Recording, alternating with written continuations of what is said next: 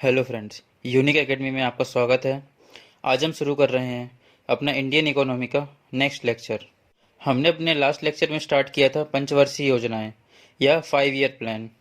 इसमें हमने देखा था कि इसमें दो तरह से क्वेश्चन बनते हैं।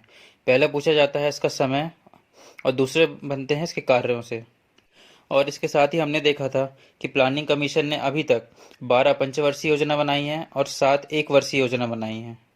और इसके साथ ही हम अपनी अभी तक 5 पंचवर्षीय योजनाएं पढ़ चुके हैं और साथ ही इनके साथ क्या क्या अवकाश रहे, कितने अवकाश रहे, ये भी पढ़ चुके हैं। अब हम स्टार्ट कर रहे हैं अपनी 6वीं पंचवर्षीय योजना।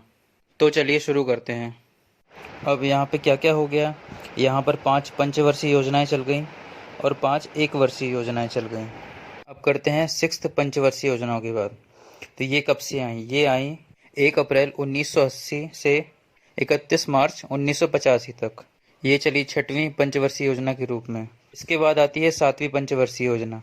ये चली 1 अप्रैल 1985 से 31 मार्च 1990 तक।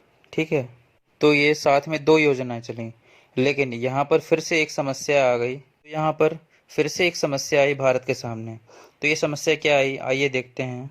तो देखिए, 1990 से 91 इसके बीच का जो समय था, तो ये जो टाइम रहा, ये केवल भारत के लिए ही नहीं और भी देशों के लिए समस्या से भरा रहा।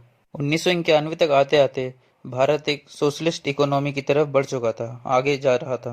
1991 में आते आते जब रसिया संकट में आ गया, तो भारत का भी भुगतान संतुलन नेगेटिव में चला गया। हमारे देश की पेइंग कैपेसिटी किल होने लगी क्योंकि हमने रशिया का कॉपी किया था। हमारी पेइंग कैपेसिटी किल होने लगी और जो दुनिया के साथ हमारे व्यापार थे वो घाटे में जाने लगे। तब मजबूरन हमें फिर से एक बार अपने पंचवर्षीय योजनाओं को रोकना पड़ा। तो यहाँ पर फिर से ब्रेक लगा और ये ब्रेक हुआ फिर से 2 सालों का। तब यहाँ पर 1990 से 2 सालों तक फिर से हमने अपनी पंचवर्षीय योजनाएं नहीं बनाई। फिर यहाँ पर सिंगल ईयर प्लान 2 सालों तक चले। तो यहाँ पर फिर से 2 पंचवर्षीय योजनाएं फिर चलीं और 2 वर्षों का फिर से अवकाश हो गया। तो अब हमारे यहाँ पर 7 सिंगल ईयर प्लान या एक वर्षीय प्लानिंग खत्म हो चुकी और साथ ही 7 पंचवर्षीय योजनाएं भी समाप्त हो चुकी हैं। और यहाँ पर जो हमारी 5 पंचवर्षीय योजनाएं बची हैं वो बैक टू बैक आएंगी। उनमें कोई भी एक वर्षीय अवकाश नहीं किया गया। तो यहाँ पर 3 बार योजना अवकाश हुआ।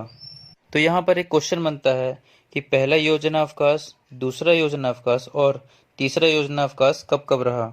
तो अपना पहला जो योजना अवकाश था वो 1966 से 1969 तक, मतलब 3 वर्षों तक रहा। दूसरा प्लानिंग अवकाश जो रहा अपना 1978 से 1980 तक रहा, 2 वर्षों तक। जो तीसरा प्लानिंग अवकाश रहा, योजना अवकाश रहा, ये 1990 से 1992 तक रहा। तो अब देखते हैं अपनी 8वीं पंचवर्षीय योजना। ये शुरू हुआ 1 अप्रैल से 1992 से 31 मार्च 1997 तक। और जो अपनी 9वीं पंचवर्षीय योजना थी, ये चली 1 अप्रैल 1997 से 31 मार्च 2002 तक। और इसके बाद ही अपनी 10वीं पंचवर्षीय योजना जो चली 2002 से 31 मार्च 2007 तक। जो अपनी 11वीं पंचवर्षीय योजना थी वो चली 1 अप्रैल 2007 से 31 मार्च 2012 तक। उसके बाद ही अपनी 12वीं पंचवर्षीय योजना वो चली 2012 से 2017 तक। इसके बाद हमने अपने पिछले लेक्चर में देखा था या फिर मैंने बताया था आप लोगों को कि अब प्रेजेंट टाइम में प्लानिंग कमीशन को समाप्त कर दिया गया है। मतलब प्लानिंग कमीशन अपना जो है वो स्टॉप कर दिया गया है। अपने जो करंट टाइम में प्रधानमंत्री हैं उन्होंने इसे 31 दिसंबर 2014 को ही बंद कर दिया गया था। अब इसकी जगह पर एक नई संस्था चल रही है जिसे हम कहते हैं नीति आयोग। क्योंकि 31 दिसंबर 2014 के बाद से ही नीति आयोग का गठन किया गया और अभी फिलहाल देश में नीति आयोग ही काम कर रहा है। तो नीति आयोग करता क्या है, इस पर बार बार ही सवाल बनता है।